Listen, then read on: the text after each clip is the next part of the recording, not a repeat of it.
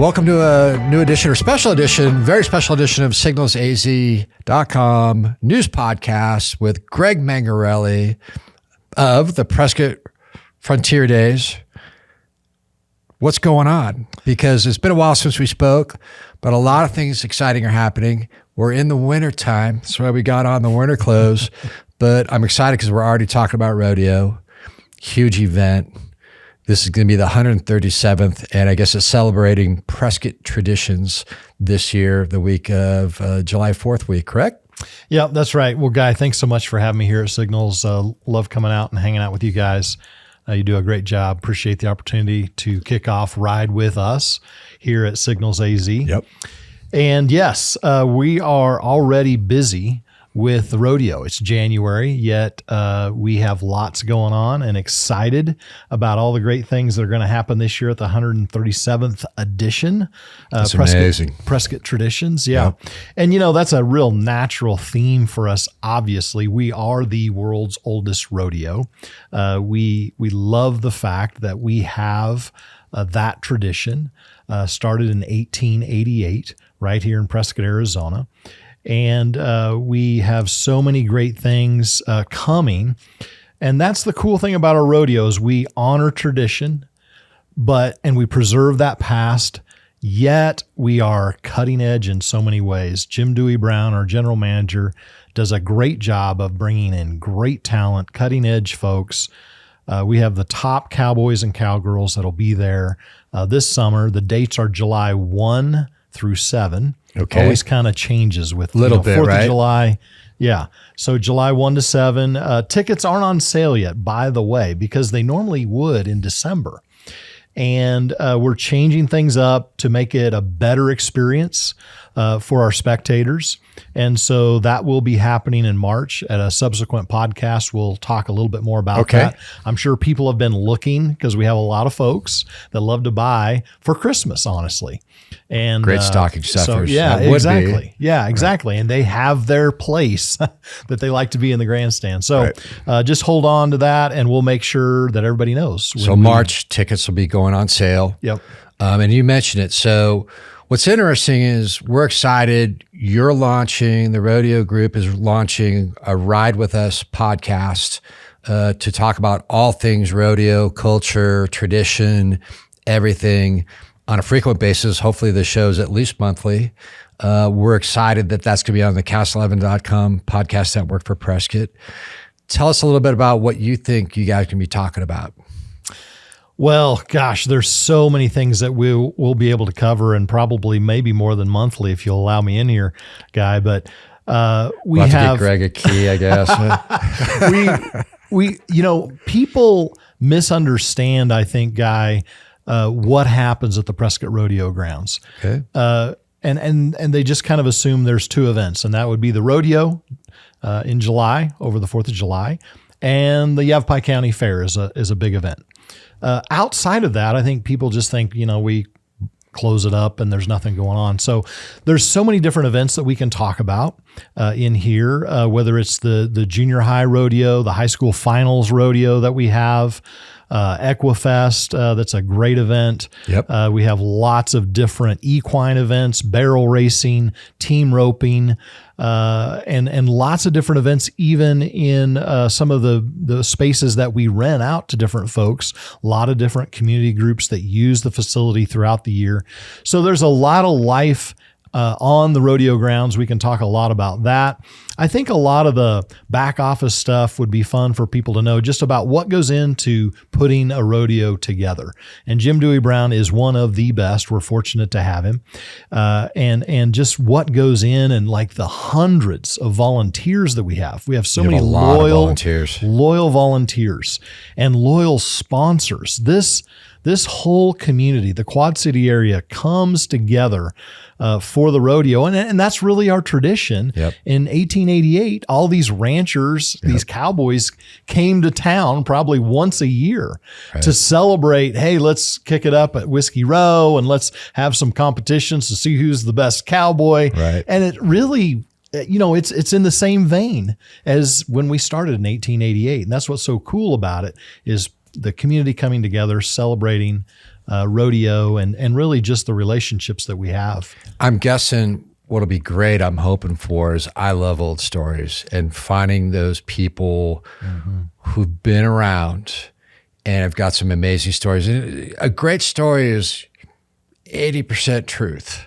And there's always some mystique in there. Like I had an interview in another podcast, Chasing Mythos, with Gary Denny of El Charo, who's been a long time resident. And that dude has the best stories. So I'm really hoping, because you guys have access to some really amazing people, great histories, families.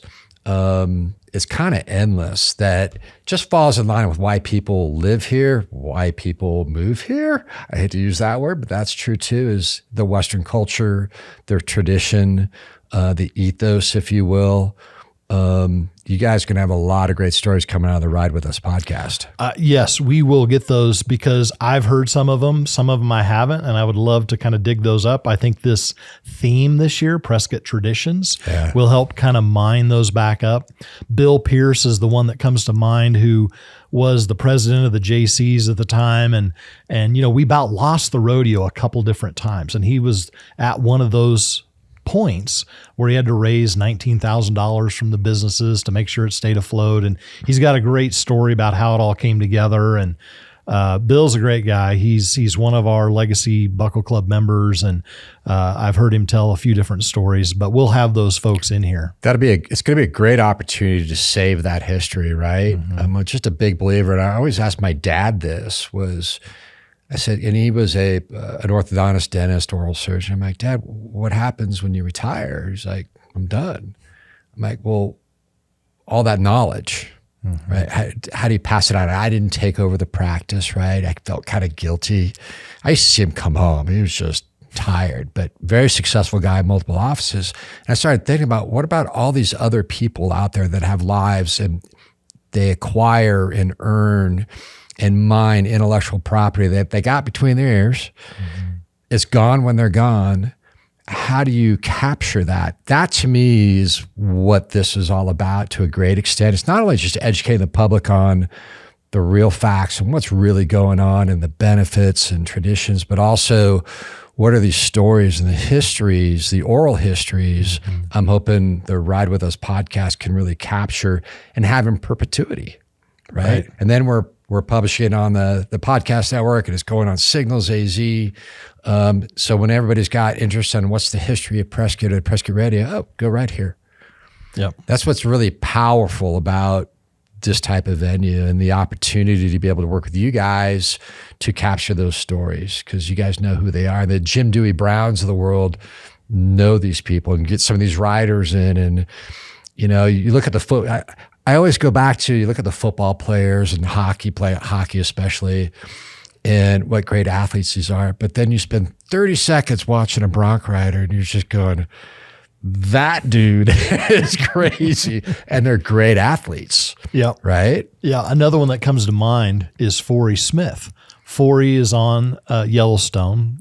People have probably watched that some, maybe. A little bit. Yeah, it's pretty popular. Anyway, Forey was in town. We did a Buckle Club event with Forey, but he rode here in Prescott.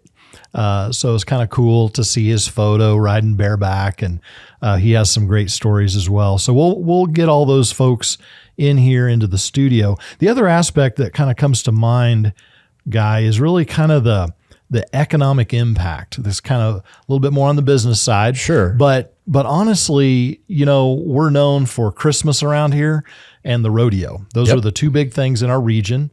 And I just think people probably don't fully understand how many folks come to town and what kind of money they're spending and just how important that is to our small business community.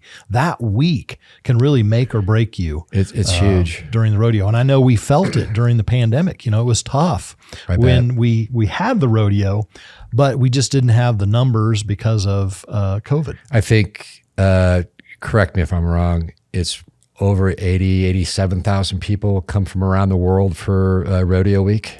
Yeah, that's right. We can do one performance. We'll do about 4,000 or so folks. So in terms of just pure spectators that are paying at the gate, we'll have somewhere around 32,000, 33,000.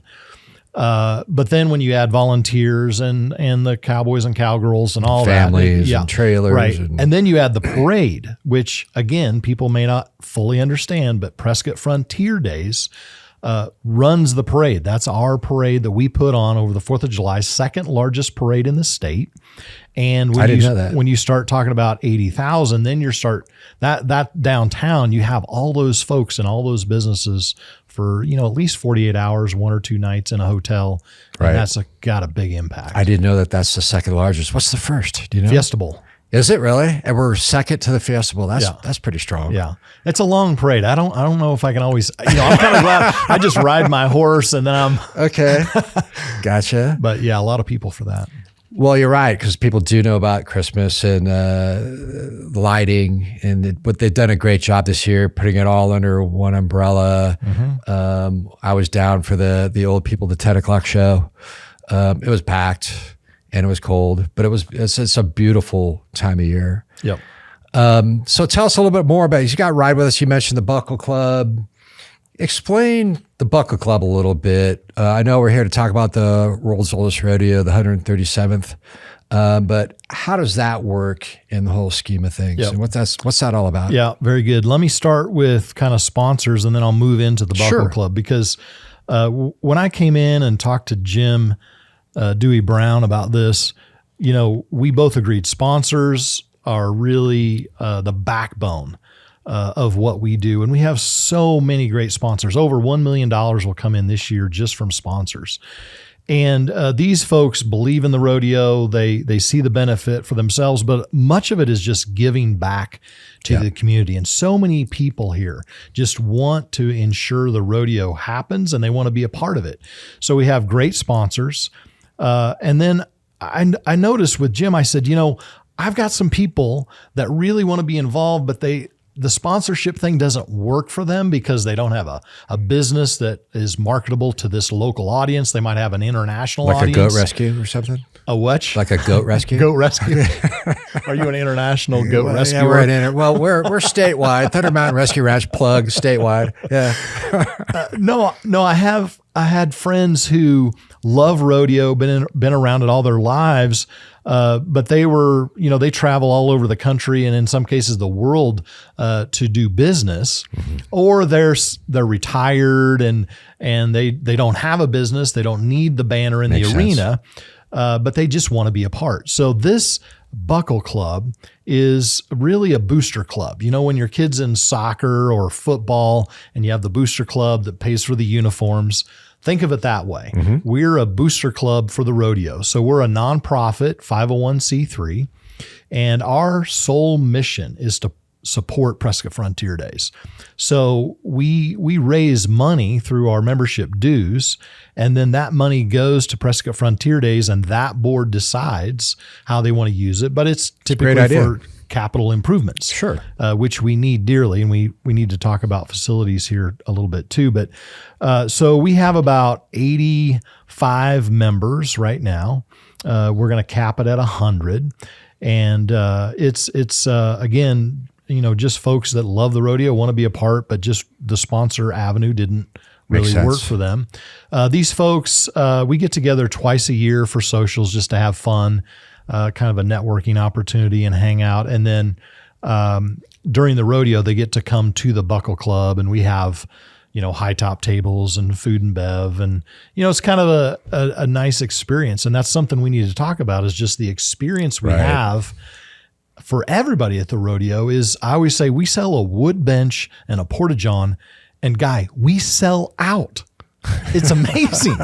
It's like, the entertainment side of it must be amazing, because the experience in terms of a wood bench and a porta-john. There must be beer involved. There is beer involved. Okay. There is beer involved. We traveled around and looked at different arenas because we were kind of planning for the master plan. Right. And we were in Utah, Spanish Fork, Utah. And we're touring this great arena and this bowl and a lot of great ideas. And at some point I was like, I don't see where the beverage beer service is here. And they're like, we don't sell beer. And I'm like, it's Utah. That's right. Wow. Blue laws. Exactly. Right? Something like that. I don't know. It's, I figured out it's in Utah. They don't sell beer. I don't know. But anyway, I don't know. Those two kind of go hand in hand. Kind of. And we are a Coors Rodeo. So the beer and the porta potty, or the beer and the bench? I don't you definitely have to have the Porta John if you have beer. Gotcha.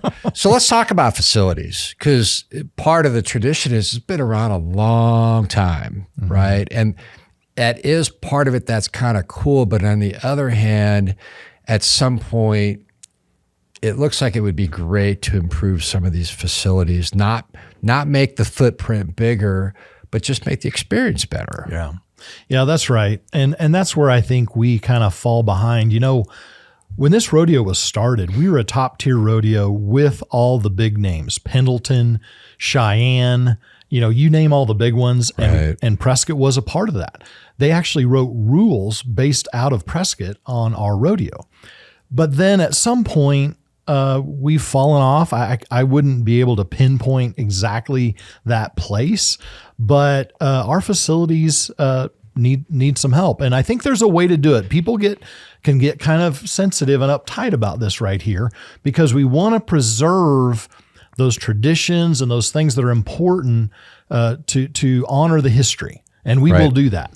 And, like that grandstand's iconic. You've been there, and you just, when that thing's lit up at night and people are in there, it's just amazing. Right. But there's a way to kind of surgically improve the experience, maybe with nicer plastic back seats instead of the wood bench. Right. And then we just need more seating because we've been selling out. So we see seating all the way around the arena with some more upscale deluxe food and bev service. And you see this in any other venue you go to. Any other venue. Right? Any other. And I honestly, as a consumer, just being objective, that's kind of what I want. Right. I want the option, but I do want the nicer experience, because I'm just getting to that age where, okay, I've been good with the regular experience for a long time. I'm ready for a nicer experience. Yep. There's nothing wrong with celebrating that. Yeah.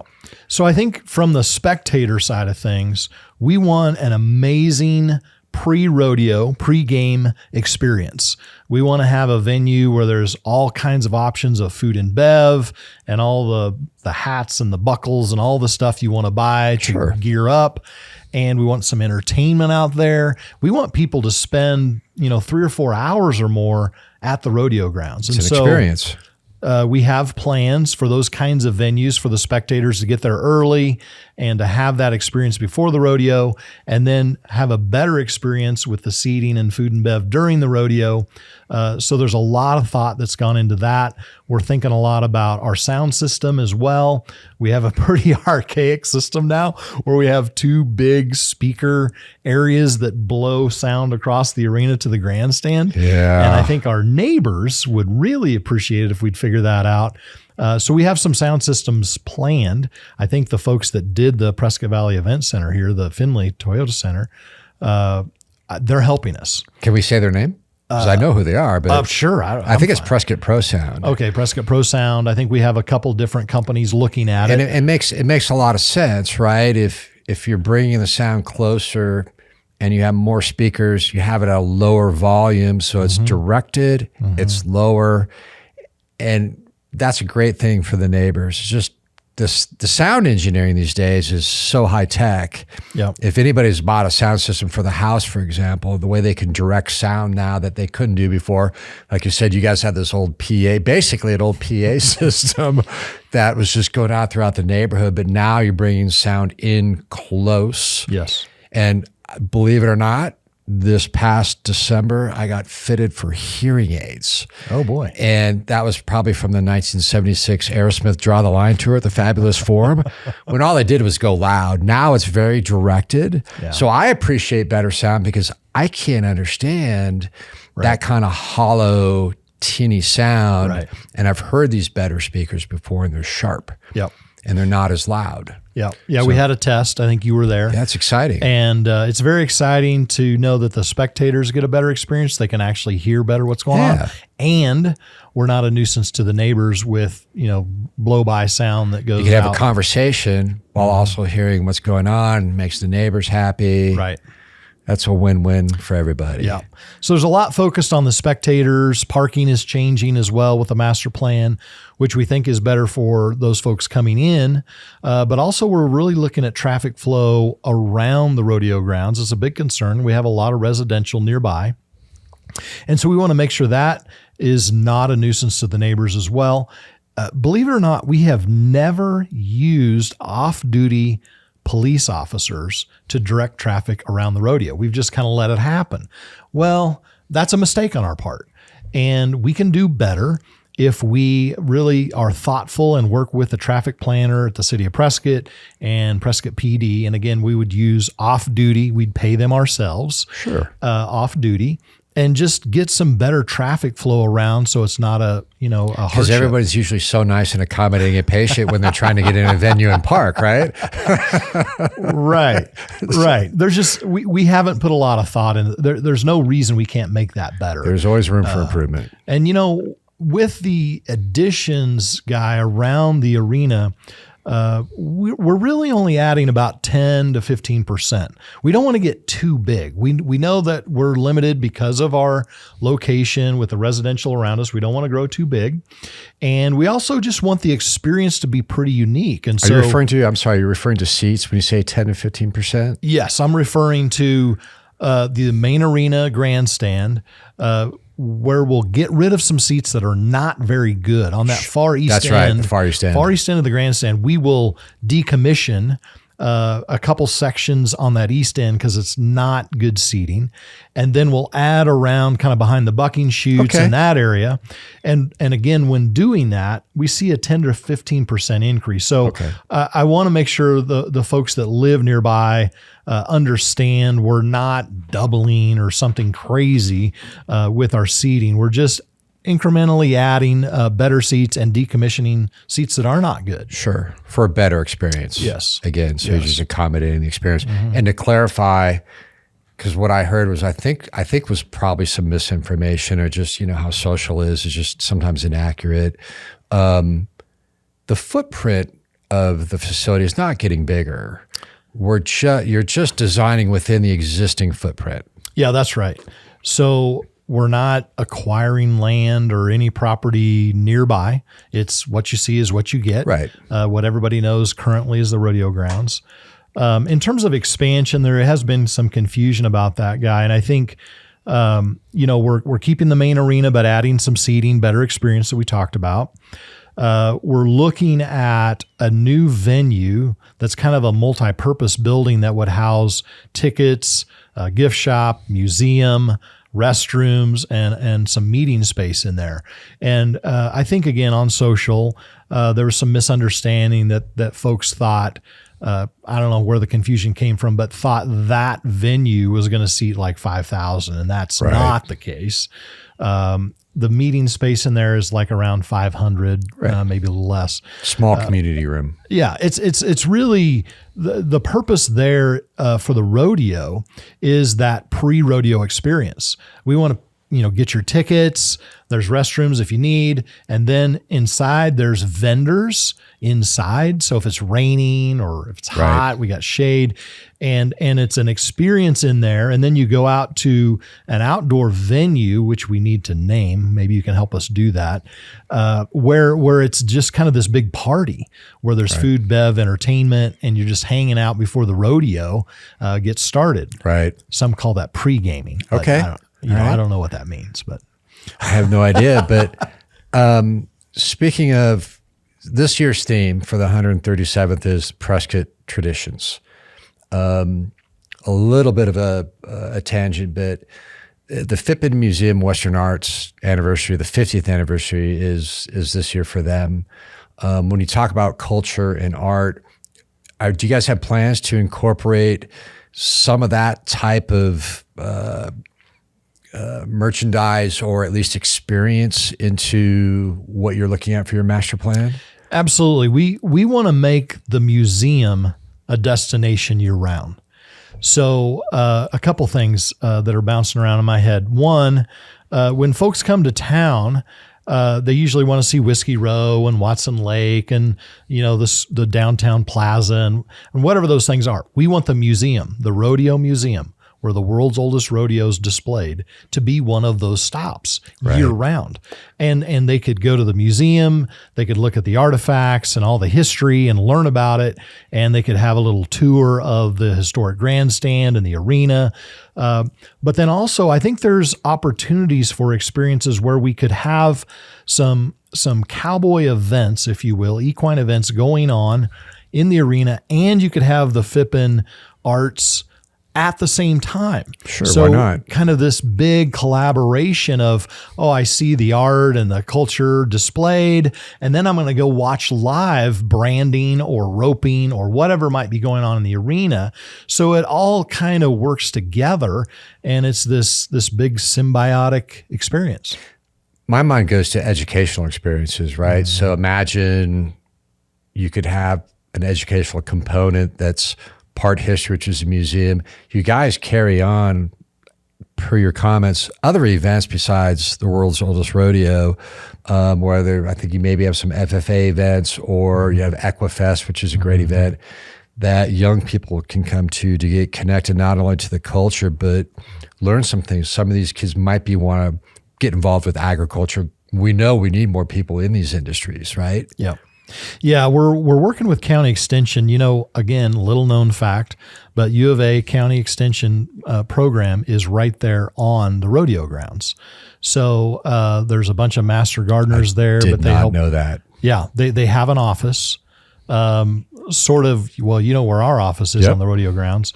If you walk across the street, caddy corner to the southwest, that is the County Extension office, U of A, and they support our farmers and ranchers and 4-H and FFA folks throughout the year. We've talked about collaborating with them on site to have a community garden where they could have their master gardeners come in and take care of that.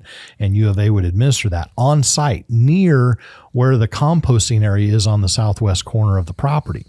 So this is, again, another great community benefit to have the composting there, to have then the community garden led by U of A.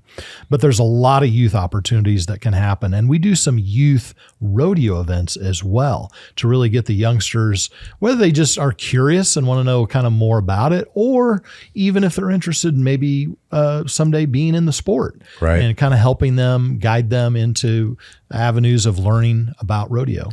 So I'm hearing this is truly a public grounds where the public can come, whether it's to see an event throughout the year, multiple events, learn about agriculture, maybe learn about history, gardening, all these different things that I don't think people, if I didn't know about the U of A extension and the gardens, how many other people don't know about these opportunities? And this is why I'm excited about the Ride With Us podcast, is you guys can really start sharing the stuff about what is available to the public at the Prescott Rodeo grounds on a regular basis. Absolutely.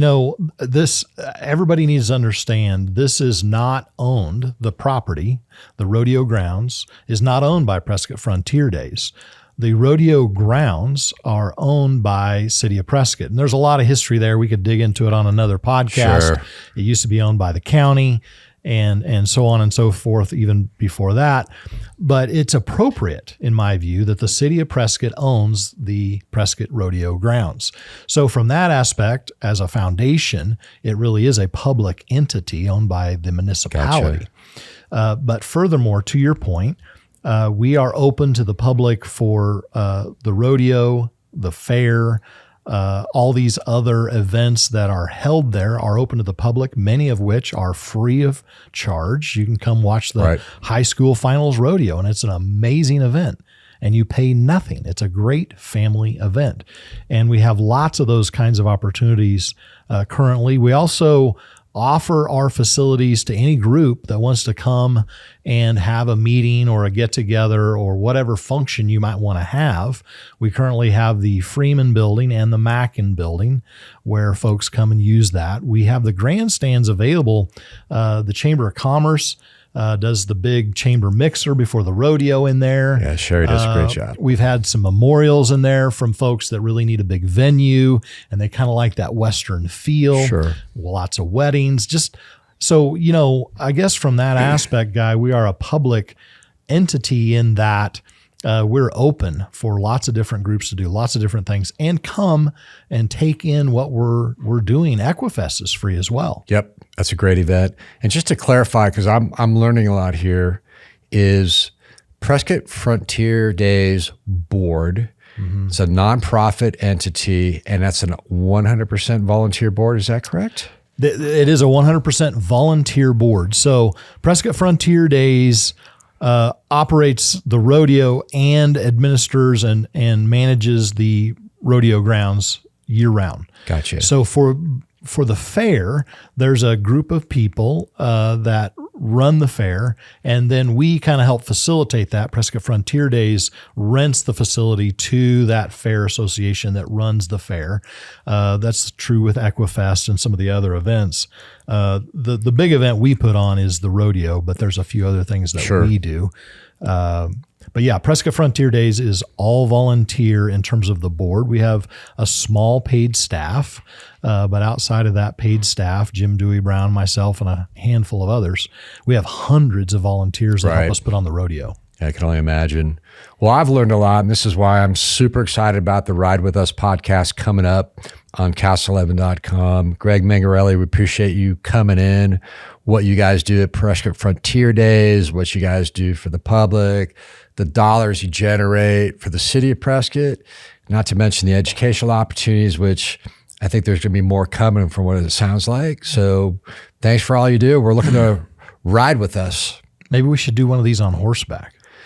I don't know if my orthopedic surgeon would like that, but if we go slow, if you can find me kind of like a 26-year-old horse that does not want to run anymore, I used to ride all the time. I love to ride, but after cracking my back, it's the Ride With Us podcast. Okay, man. How about I got wheels and you got the horse? We're good. You're not stipulating what I got to ride on. So true. Cool. Well, thanks for coming in. We look forward to the podcast. Ride With Us on cast11.com. Greg Mengarelli. Thanks, Guy. Cheers.